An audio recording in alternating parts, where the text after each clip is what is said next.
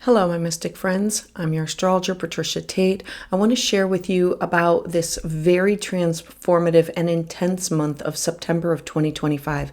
I feel that this is probably the most intense turning point that's going to be offering you major culmination and new beginnings for the rest of the year.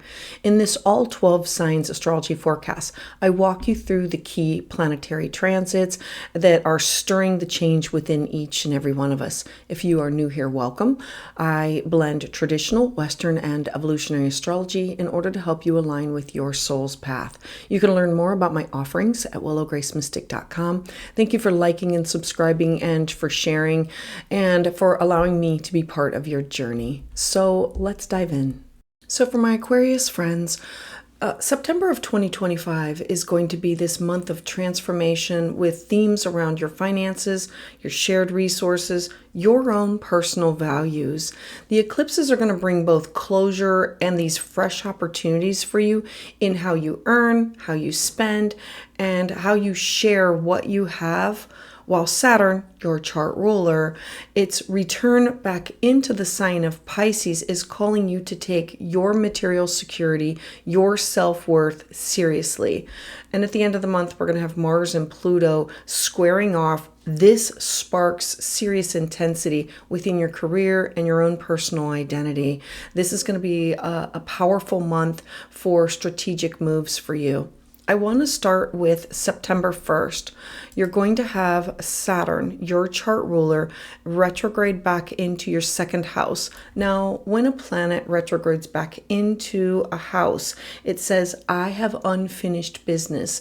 I have to go back over, review, rethink, reevaluate some topics, some themes. Your second house is your income, your possessions, your cash, your property, your talents, your skill set, your self-worth. It's making its final stage of its lessons here. This is about you building a stable foundation in your financial life, you strengthening your confidence in what you bring to the table. Having this transit happen here offers you these opportunities around committing to financial planning, increasing your earning potential, and you refining what are your priorities.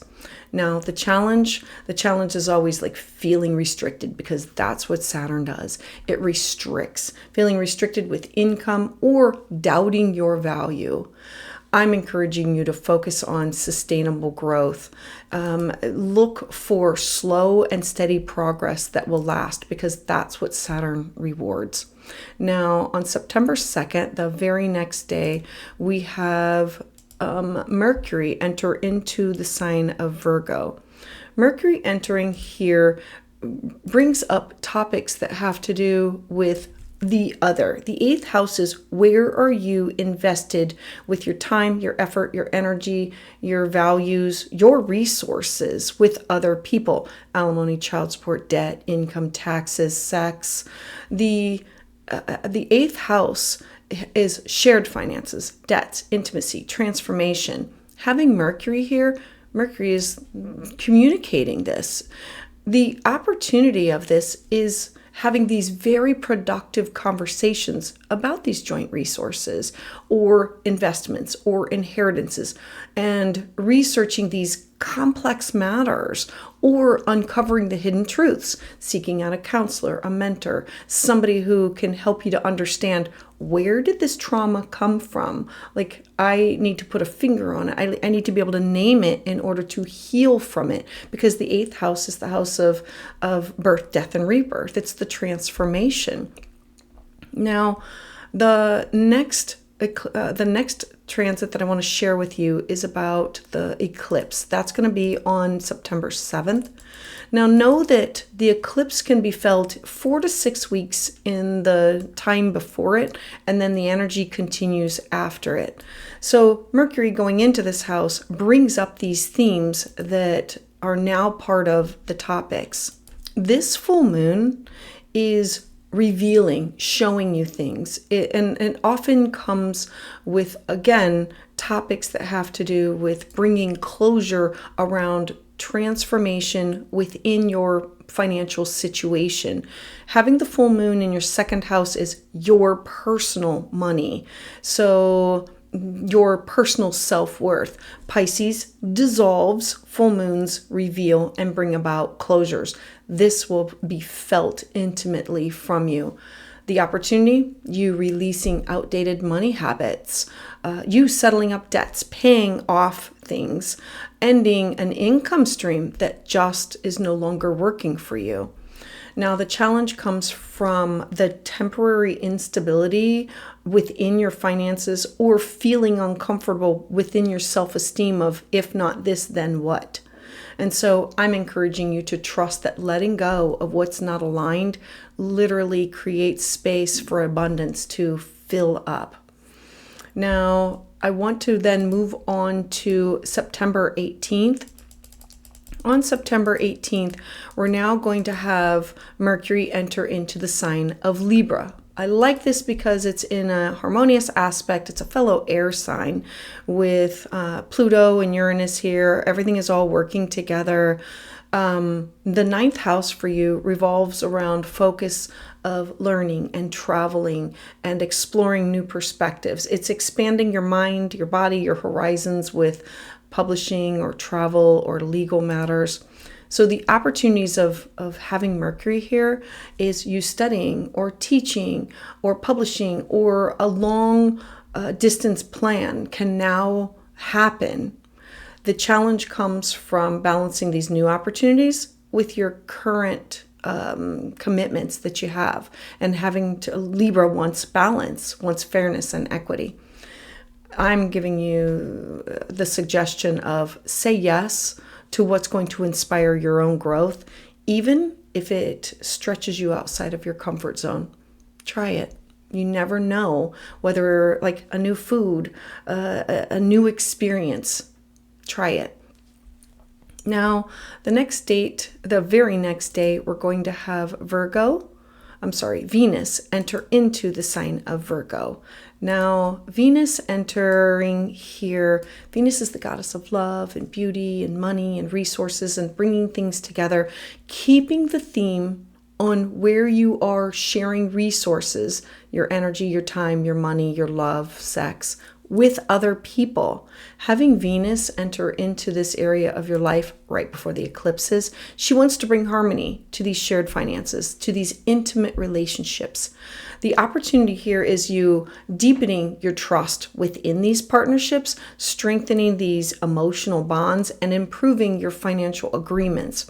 The challenge comes from overanalyzing your emotional or these financial exchanges, because in Virgo, it's wanting everything to be absolutely perfect. I'm encouraging you to focus on collaboration and fairness. Now, the very next day, on September 21st, you're then going to have this Virgo black moon solar eclipse. So we have a new moon. It'll be the second new moon in the sign of Virgo. And then this one happens to be at 29 degrees. It's an anaretic degree. It's a final degree. It's signaling this reset in how you share your resources and within emotional intimacy with other people. The opportunities that can come from this transit are beginning a joint financial venture after ending or closing one out. Remember that this energy will be felt in the 4 to 6 weeks that come beforehand. So there will be major endings of a chapter because you're not going back to it. And so this is beginning a joint venture, restructuring debt, opening up to deeper levels of trust, but having to release the fear of vulnerability or lack of control. I'm encouraging you to let transparency and mutual respect guide you within your decisions of working with other people. And then the last transit that I want to talk about is September 24th. It's not only going to happen on that day, it'll be the days that lead up to it, and then the days that are going to be afterwards. And so knowing that this eclipse is setting things off, And this is going to have to do everything with you. Pluto is in your first house of who you are. It's your identity, asking you to transform, asking you to release, to let go. Mars in Scorpio is very intense in that it's the highest part of your chart, your career, your job, authority figures, legacy, reputation. The 10th house is your goals, your ambitions. And so a square is a tense aspect that says, hey, these two areas not working really well together, and we have to do something in order to create change. I look at them as an opportunity to create the change to move forward with growth. And so having Mars in your 10th house of career in the public eye, clashing with Pluto in your house of identity, creating this high intensity energy. Now, the opportunity, taking decisive action. Mars wants to initiate. Mars wants to go after towards your career goal. You transforming your public image. The challenge, power struggles. This is authority figures. This is conflicts over the direction in which you should be going. I'm encouraging you to lead with integrity. Your strength now is in strategic, measured action. So use caution with your words.